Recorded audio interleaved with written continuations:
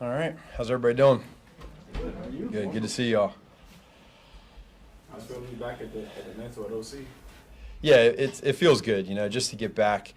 Really, just in football in general. Just from the season last year was such a joy. It was a lot of fun. Like I said before, familiar faces for me, but now we're back at it. Short off season, which we'll trade off any year, and we get back to it. Matt, what do you guys lose in Juju moving on, and how do you replace and fill that void? Yeah, Juju did such a great job last year coming in, learning the system. In general, those new guys last year, just working through the timing element of the routes. And I think he did such a great job that you could see it click with Pat, really towards the end of training camp and then taking it into the season. He had a great feel in different zones and just kind of understanding the offense. So he's also a vet. He has some good experience. So we understand we want the best, but at the same point in time, we love our wide receiver room. The guys are competing, and it's at a point right now that is always fun when there's new guys that come in from other places or rookies, for them to learn who Pat is and the other quarterbacks and work through that cohesion that they have. But Juju, great player, and but we got a lot of great guys here we like too. There's been a lot of stuff about Kadarius potentially being this top receiver for you guys. What makes him that internally for you? Well, I think we all see what he do when the football's in his hands, and again, the same type of deal. He comes over halfway through the season. It's a whole new offense. He's got to learn the ins and outs, and so you have that point, and he was able to do that, and it's exciting now for us to be able to take that to year two and build that relationship with Pat. But he's super talented with football in his hands, and he's been that way his entire life in his football career.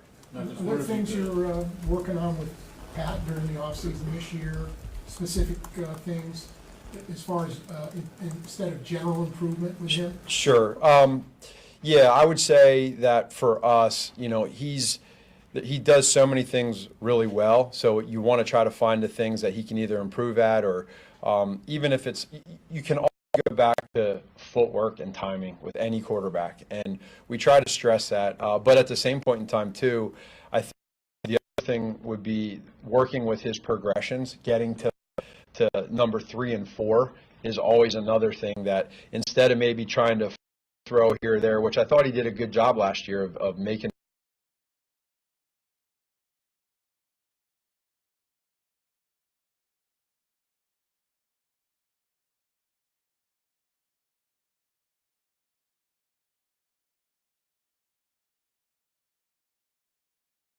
traditionally, it seems like some depth there. How does that just affect the dynamics of the offense when that is the main one? Yeah, it's competition, and I think any type of competition that you have always brings the best out of everybody. And the one thing that you see with Coach Reed, Brett Veach, Patrick, and what they've done over all this time together is, no matter who it is, whoever the name is, whoever the experience is, they do a great job of making it work for a lot of different reasons because of who they are. And when you have a bunch of guys that come in that are competing for different spots, and it's fun because you feel every single practice. There's no one taking a day off. They're out there, and now it's just a matter of working through what we worked through last year with Juju and Quez, that timing during this time of OTAs, figuring that out with newer guys that have come in here, and that's as a coach. When you start putting in plays to try to get guys and see what they can do in certain routes, that's what it's about, that process. Andy always says that he really enjoys doing the scheme evaluation after the season. Being in your previous role doing the evaluation, and then obviously being promoted to OC, that best service to how you want to make an imprint on the offense now. Sure. Well, again, everybody here knows, I was fortunate enough to come in here team with Coach and kind of be there to be a part of the process of implementing the system that we run, and that's evolved immensely in that time till now. But then you have the scheme eval. Every year is different, and we're really hard on ourselves to be in the top 3 every year in almost all categories. We want to do that. So, but there's some areas of improvement that we have that we know we can get better at without telling the whole world. We know what they are, and internally we're working on that, and that's the challenging part that keeps you going as a coach. player, wanting to be great in those, but not lose where you are really good situationally.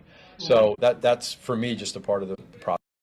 Will we be able to see your fingerprints on this, or, I mean, just the average fan, are they going to be able to tell the difference in the offense? I don't think so. I think for us, that's the beauty of what he does. This all starts and ends with him. And in the end, you know, what I think one of Coach's greatest strengths is delegation.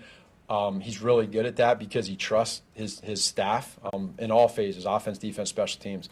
But at the same point in time, he also, one of his greatest strengths is being able to adapt and change every year. So I just want to be able to help in that area just with every other coach that's in here. So I wouldn't necessarily go that far, but there'll be some differences, and I think it's exciting and new and fresh for everybody. Okay. Hey, Coach, like you mentioned, you got a young, fluid receiver group, and you've also got Connor stepping up into a leadership role for that group. Sure. What do you see in him that tells you that he's the right guy and the right coach for that group right now? Yeah, that's a great question. And Connor, I think, has internally, when we're in the building, we get how these coaches are in front of their players. And another thing that Coach does is he does a great job in the offseason that, again, no one sees. He gives a lot of responsibilities to the young coaches, quality control coaches, assistant coaches by position. Connor's done that, and I think what better way to interview for that type of position than doing it every day in your role that you're in, which was the previous couple years. So Connor has great strengths. He's going to grow like all of us every year. He'll get better, but it's also the player's job too to know that and to help out and help each other out. So that's the fun part. Coach, is coming into this year, he's not going to get the fifth-year option. He's had some highs and lows on the field, been hurt here and there. What have you seen from him this offseason, getting ready for this year, and what do you expect out of him as we move towards the season? Just a great attitude. I've always, respected him far. When I was in Chicago, I just kind of noticed him as a player, and then when he came here to Kansas City and got drafted, and the process of where he was, and for me to meet him last year and see who he is, he's done a great job of just really focusing on right now and everything he can in practice, in the meeting rooms, and just being a leader. For him to be able to understand our role with him, his role with us, and it's a very important position. The attitude has been phenomenal. Thanks, everybody. All right, good to see y'all.